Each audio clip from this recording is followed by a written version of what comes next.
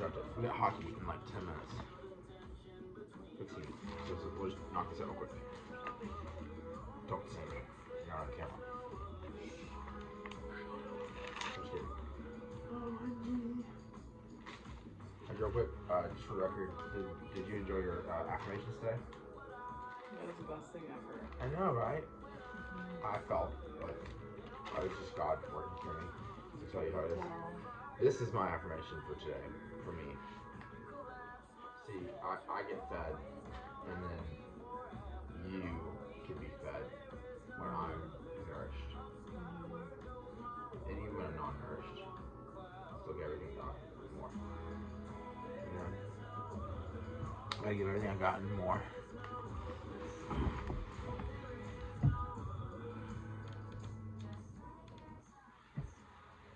Alright, here we go. So today's featured discussion of brevity today, because brevity is important due to 4 Nations Cup. USA plays Sweden, I think at 8 o'clock. Probably. I saw that on the NHL app, so that's still true. Anyway, article is by Harvard Business Review again, and it speaks to a buried and untapped part of me, as I think it is all part of the healing process. And thanks to HBR and Alice Boyes, B-O-Y-E-S. Boyes? Sounds right. 2018. So, recycling this goodness, and somehow it's liberating. Liberty Hall, South Carolina. Anyway, okay, so talks about perfectionism. The article is called How Perfectionists Can Get Out of Their Own Way. I am a perfectionist, probably because I have anxiety issues, but for this video, won't give me anxiety. But perfectionists do get in their own way, and I'm very guilty of that. I'll read this to you. I'm 100% perfectionist. I'm a perfectionist because I am so broken in my brain. I try to overcompensate my own mind's failure to function with a consistent effort to be perfect. That never happens. Then I beat myself up all the time in an attempt to reach perfection. I think that my cycle right now, which it talks about these cycles here, is anxiety driven, are basically because I want to be perfect, you know, or I think that this device I've established for myself, I think it's more what it is. I think it's a natural thing to fall into, where you start to ruminate and what I call beat myself up, which is harsh criticism of myself. And I do that because I think that if I drill in my mind enough how I failed at this one mistake or this one failure, that if I drill that in my mind enough, then the next time I do something, it will be perfected, or at least successful. And what I've learned after years of doing this is that every situation is different. So I can drill my head in about how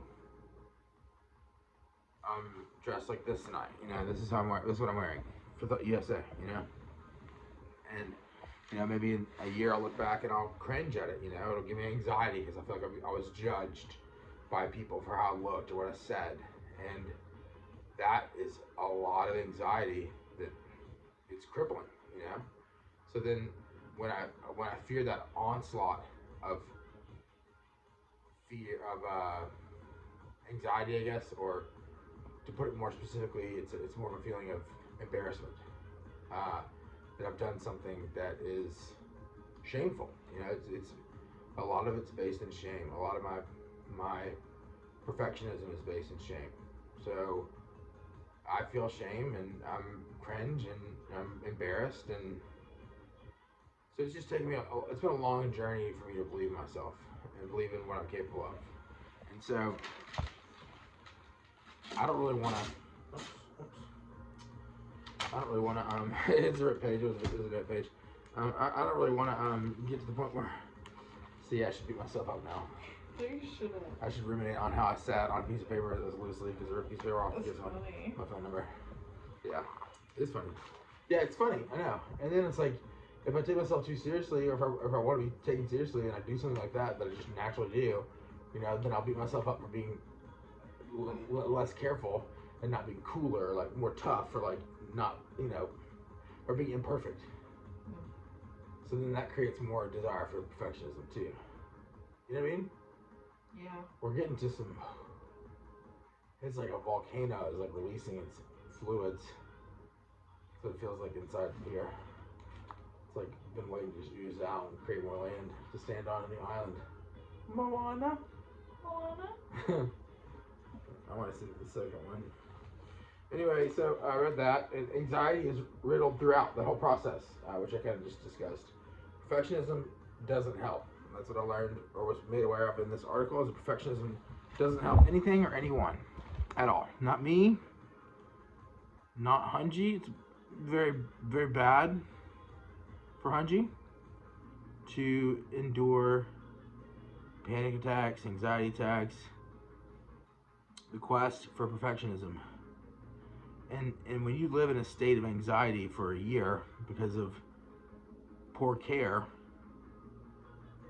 and then you realize you don't have to have that anxiety, it is a form of rebirth, a new life, a new image, a new life. You know? Mm-hmm.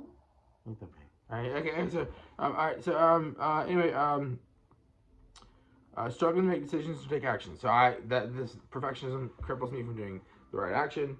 I mean, people are counting on me for fun and direction of where we are as a nation, as a society, and a relationship with each other.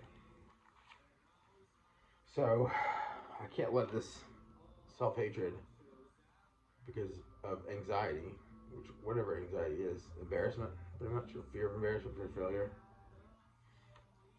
Anyway,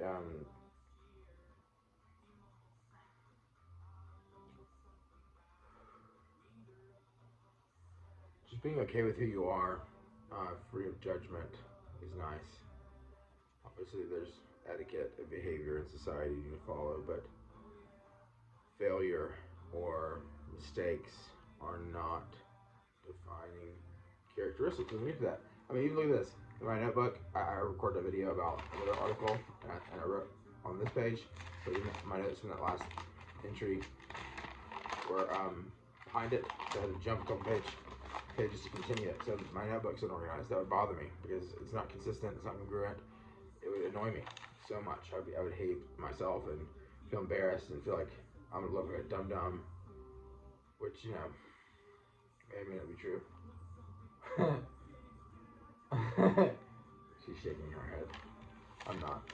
Anyway, perfectionism continued. I struggle like crazy to act, I think, and overthink and avoid, because I feel like if I fail, I've wasted my time, anxiety, a fear of sunk costs, which is the next thing it talks about in this article, is the idea of sunk costs. It's like, if you do a bunch of work or do a bunch of stuff and then all of a sudden, what happens? You lose, or like you don't win. It's like you spend all this effort and time and potentially company money or your own money on something, and then it turns out to be goes nowhere.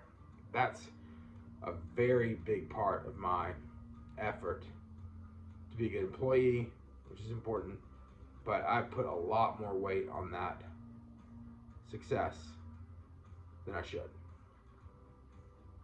Does that make sense? So that's what I'm talking about. So then I say, I struggle like crazy to act, I think and overthink and avoid, because if I feel like if I fail, I have wasted my time, anxiety plus fear, fear of sunk costs. Okay, this is wasting my life. Stop it. You, for God's sake, with God's peace, do not be anxious. That's what I tell myself. Nice. But it's, to say do not be anxious, hard to accept it. We have all this context to it. It makes a lot of sense, doesn't it? It makes tons of sense. It's like, the sense in the world, you know? Makes tiger sense. Makes tiger transit sense.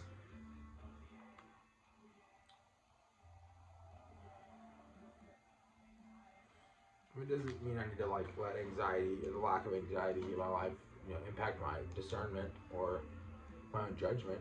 But I don't have to be guided by it. I don't have to be like led by this anxiety. There's other things that you can use as beacons or lighthouses or towers that they light on fire when there's an invasion and Rohan needs to know that the White City is under attack by orcs and Urukai and ships from the Southland. Yeah.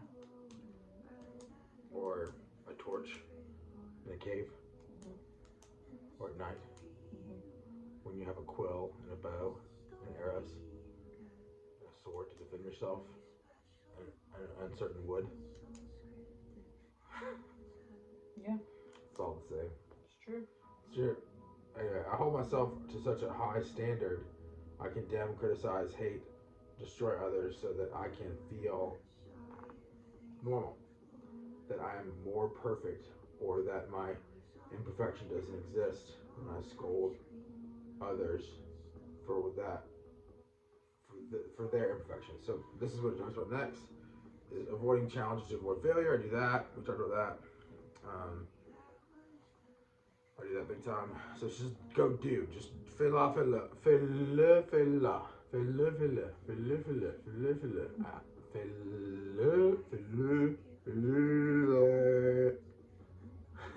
like a goat.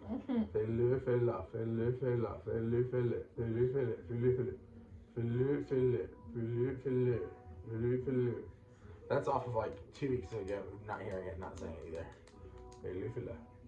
And then when you're on record, it's like different to you. Yeah. You get like anxious. But I'm not perfect at French because I don't speak it fluently. But it's fun to try. Do kind of know how to say things, but I would appreciate some help with that. Anyway, so then I apply my high standards to others. So when I go around the streets driving, I get angry at people, I'm frustrated, and it's because I'm holding them to a standard that that I think I'm superior to, or that I'm living up to, when I'm not at all. Right? Does that happen to you too, Hunji? Don't say thank you, Tom. Okay.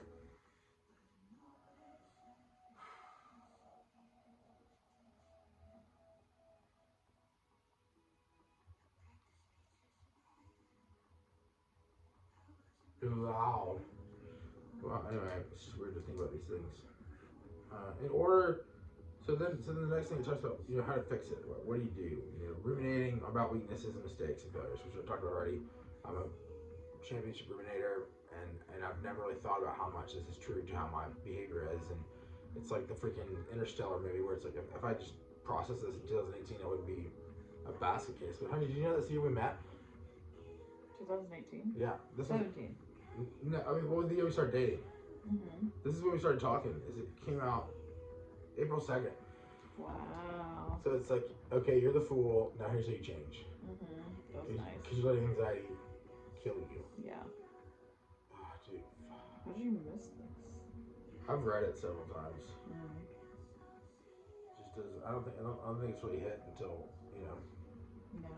It's like the Bible says, may we have ears to hear and eyes to see. I think now I have ears to hear and eyes to see. Yay. Because I lived in anxiety, anger for a year on that journey I went on with them. The what? Yeah. Yeah. So it's like now that I'm through that and on something that I think is working right now, like way more chill. Amen. Learning from success. Anyway, whatever. Anyway, okay, so learning from success. Let's see here. In order to maintain the filter veil of perfection, I ruminate about my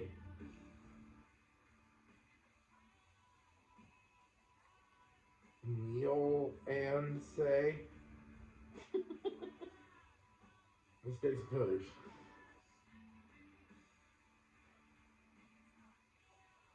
What word is that? Google it. Weaknesses. Weaknesses. It's weaknesses. Okay, it's weaknesses.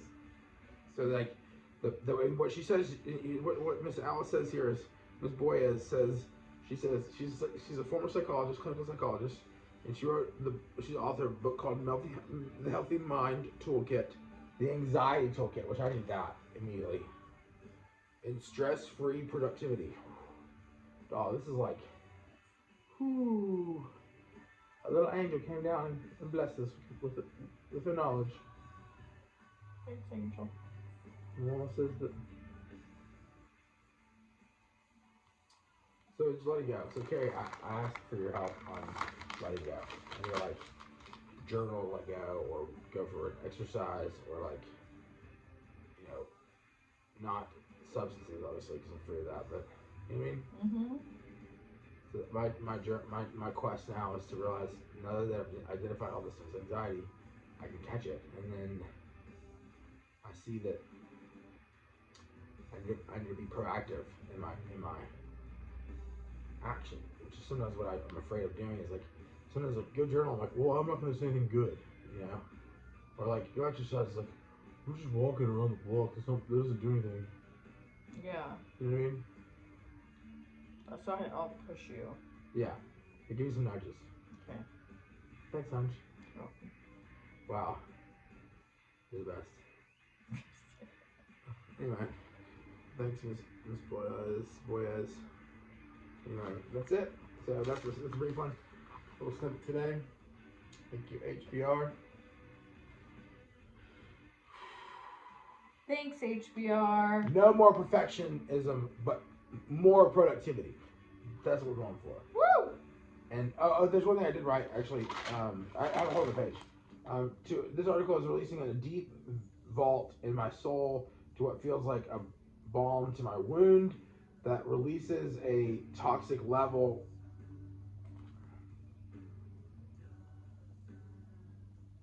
air to giving air to experiences.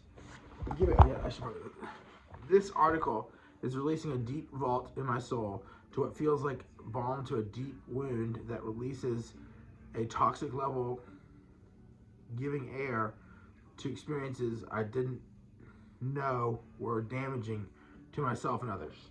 Mm. It's like I just feel it, like, Yay. it's like slow, like fog, like just like there's no wind. It's like stagnant fog, Mm-hmm. you know, stagnant smoke. I feel you. The cure, she says, are heuristics, rules to sift through messes of work and to structurally arrive at a choice based on the pre-established criteria set criteria, stick to it, like 4 out of 5 criteria met or whatever, you know, Hunch? Mm-hmm. Or like it's like this and this is good, but this is missing. It's like, well, this is good, and only this is missing. It's like, well, let's choose the second one, you know. Mm-hmm, mm-hmm. Always. Heuristics. Did you know that's what they call it? The rule of thumb. Yeah. You guys talk about that in shops. All the time. Shops. Okay, and then improve 1%. You talk about this. Improve 1% every day. Oh yeah. If you're not growing, you're dying. Yeah, exactly. Get busy living, get busy dying. Bob's Dylan's Highway 61 visited. Won't you come see me, Queen Jane? Yeah. Mm-hmm. Say positive even if it's insignificant. Say a positive thing even if it's insignificant about tasks, meetings, failures, mistakes, self-destruction, conditioning my brain to be less anxious, etc. So like if a mistake happens, let go of it, but say, hey, you know what? I learned this. Or like, let's say like, you know, hey, you know what? You know, we'll keep moving forward, you know? But a lot of this 100 ties into what I told you last time, which is especially at work, I get a lot of anxiety because I feel like I make a mistake, then that's it, I'm done, job over, you know? And that's something that's very real to me, you know, that I'm working through. And that was like the whole conversation last time I talked on the internet. It was about all that, like my professional heartbreak. That is a deep source of anxiety. So as I process myself out of my heartbreak, as I identify these things that happen, a lot of it's so deeply ingrained in instinctual behavior that I don't really realize that I'm doing it almost until I've done something wrong with it, you know, Oh yeah. or created an impact negatively on you or other people, you know. And so it's like I've been wanting to wake up from this nightmare in some ways, and this is helping me get there because it's saying I've had a lot of heartbreaks, and you admit it. It's it's like the 12-step program. Thank God. You know how many you know how many you know how many you know how many you know how many clips I took from that Wall Street Journal article about all the boom in housing for billionaires in Miami? Yeah. 12. Yeah, 12. And I put Baker Miller pink behind it because it's calming and it's also baby girl pink. You know? Hey, it's all coming together. I know what's going on. I'm trying. So anyway, improve 1%. And then she says the one thing that's just like kind of blunt in this article that's like kind of without any sort of context. She says, Miss Boya says, Alice Boya says, curb rumination. That's what I need help with. Yep. And that can be done with journaling, that can be done with whatever, but the problem is, or talking it through. But the thing is what happens, where a lot of this anxiety comes from is from professional heartbreak, whether it's embarrassment in school or embarrassment in college or, you know, a struggle that didn't yield a positive result that, you know, other peers achieved. Now I'm so crazy and messed up that I feel like I don't have peers, you know? Or everyone's up here, I can't tell. Yeah. Black bear. Let it go. Journaling, talking to a friend. Your mom. Who else wants to volunteer? Distribute. Alright. Thanks for sitting in on this one with me. Time. Good grief, dog. Good sesh. Good sesh. Who needs counseling? Yeah. Alright. Hey, thanks for listening, guys. Don't be too anxious. Anxiety's bad. It's not bad, it's just why. Don't do it. You don't have to. You know? You can figure your way around it and be good anyway. And accept your professional heartbreak, and maybe this next step is what I'm taking is identifying the heartbreak and then dealing with the anxiety, trying not to ruminate on it. Thank you so much, Harvard Business Review. I am deeply grateful for your work, and I hope that I would love to talk to someone else who's also benefited significantly from what you share and how you create healing in me and your patience with every one of your readers, as there's always more to learn and apply it to. So I'm grateful for you guys, you all, you fine folks,